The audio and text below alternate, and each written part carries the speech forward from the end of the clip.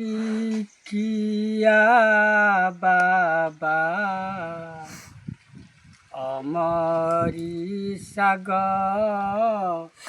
अंटारे परिछि लुहा कड़ा किए से आनिब गंगा पानी बिंबरा भिତରେ ଅଛି ପାଣି ବେଣ୍ଟାଳକୁ ପଠା ଦେଲେ ସାନ ବାବା ଠେକିରେ ଅଛି ମା ପାଣି ସାନ ବାବା ନାଇଁ କଲେ ପିବି ନାହିଁ ବିଶ୍ୱାସର ଗୁମ୍ଫାରେ ଗଙ୍ଗା ପାଣି କାଳିଆ ନାଗ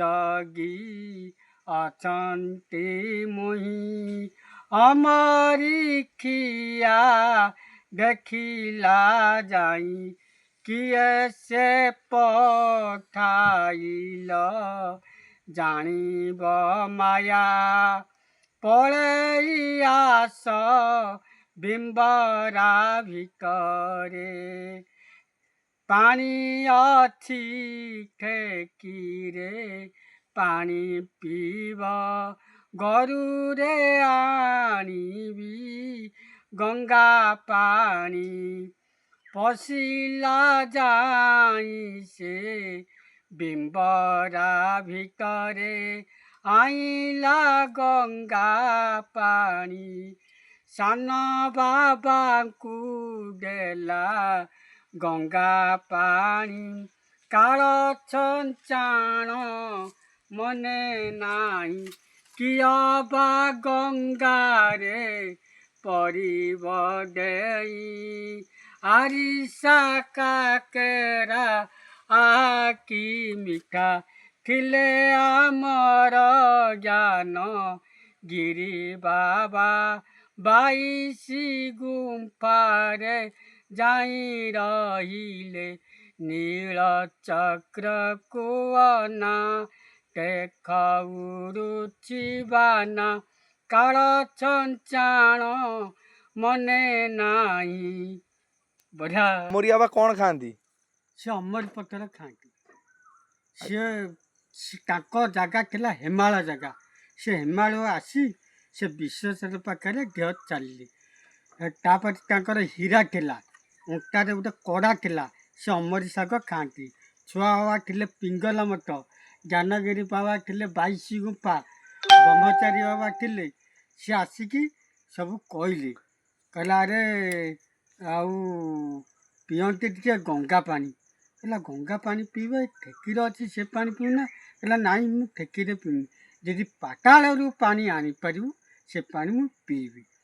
ସେଠି ଦେଖିଲାକୁ ନାଗ ଦିକର ଜଗିଛି ଗୁମ୍ଫା ଭିତରେ କହିଲା ତତେ ଯିଏ ପଠେଇଛି ମୁଁ ସବୁ ଜାଣିଛି ପଳା ସେଠି କ୍ଷୀର ଅଛି ପାଣି ପିଇକି ତୋର ପଳେଇବୁ ମୁଁ ବିମ୍ବରା ଭିତରେ ଗଙ୍ଗା ପାଣି ଆଣିବି। ସେଠୁ ମା କହିଲେ ଯେ କହିଲା ତୁ ମା କହିଲେ ଯେ କହିଲା ବାବା ତମେ ରୁହ ମୁଁ ଯିମି ବିମ୍ବରା ଭିତରେ ପାଣି ଆଣିବି। କହିଲା ମା କିଏ ସେ ଅଛି ସେ ଗୁମ୍ଫା ଭିତରେ ଜାଣିଛୁ ସେ ଦେଖିଲେ ନାଗଟା ଦେଖିଲେ କି ହାଉଳି ଖାଇଲା। ବାବା କହିଲେ ତୁ ପଳା ଆଉ ସାନ ବାବା କ'ଣ କହୁଛନ୍ତି ଆଉ ମୋତେ ଆସିକି କହିବୁ।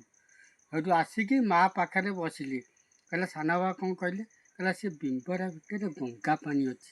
କହିଲା ତମେ କେମିତି ଜାଣିଲ ନା ସେଇଠି ଅଛି। ସେଠୁ ସାନ ବାବା କହିଲା ବୁଢ଼ା ଯେତେବେଳେ ଯିବ ବିମ୍ବରା ଭିତରେ 11ଟା ବୁଢ଼ା ପଶିଲାନି ସେ ବିମ୍ବରା ଭିତରେ ଆଣିଲା ଗଙ୍ଗା ପାଣି ସେ ଆଣିଲାକୁ ସାନ ବାବା ଦେଲେ। ସେଠୁ ଜ୍ଞାନଗିରି ଥିଲେ 22 ଗୁମ୍ଫା ରହୁଥିଲେ ଯୋଉ ରହୁଥିଲେ କୋଉଠି ସେ ବିଶ୍ୱେଶ୍ୱର ପାଖରେ ଗୋଟେ ମଠ ଥିଲା।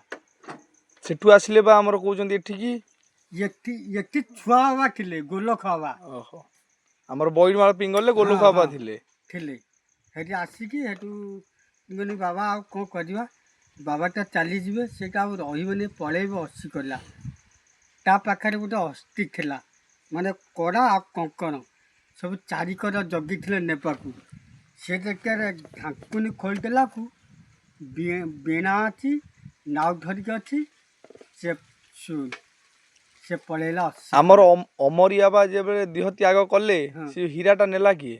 କେହି ନେଇନାହାନ୍ତି ବା ସେ ନିଜ ଦେହକୁ ନେଇକି ପଳେଇଲା ଅସି କଲା ଅଶିଖୋଲାରେ ଏବେ ସିଏ ଜନ୍ମ ଅସି ନେଇଥିଲେ। କଲା ସେଠୁ ଏବେ ଜନ୍ମଗ୍ରହଣ ସେ କରି ସେ ଯାଇଥିଲେ। ସେଠୁ ଜନ୍ମ ହେଇସାରିବଣି ସେ ଅମର ପା ଇଏ ହେଲେ ମହାପୁରୁଷ ତା ମଲା ବେଳକୁ ଆରସା ପିଠା ମଣ୍ଡା ପିଠା ଠାକାରା ହେଇଥିଲା ଘିଅରେ ହେଇଥିଲା ବର୍ଷିକା ହେଇଥିଲା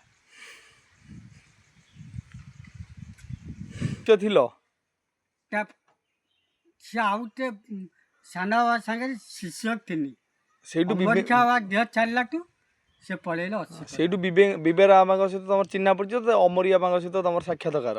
ସେ ସବୁ ମାନେ ସେ ଦିବ୍ୟ ପୁରୁଷ ଥିଲେ। ସେ ଦିବ୍ୟ ପୁରୁଷ ସେ ମହାପୁରୁଷ ଇଏ ହେଲେ ନିରାକାର ସାକାର ବ୍ରହ୍ମ ଯାହାକୁ କୁହାଯାଏ।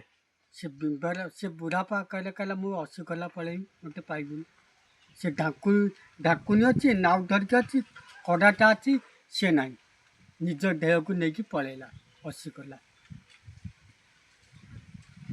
ଦେଖ ଉଡ଼ୁଛି ବାନା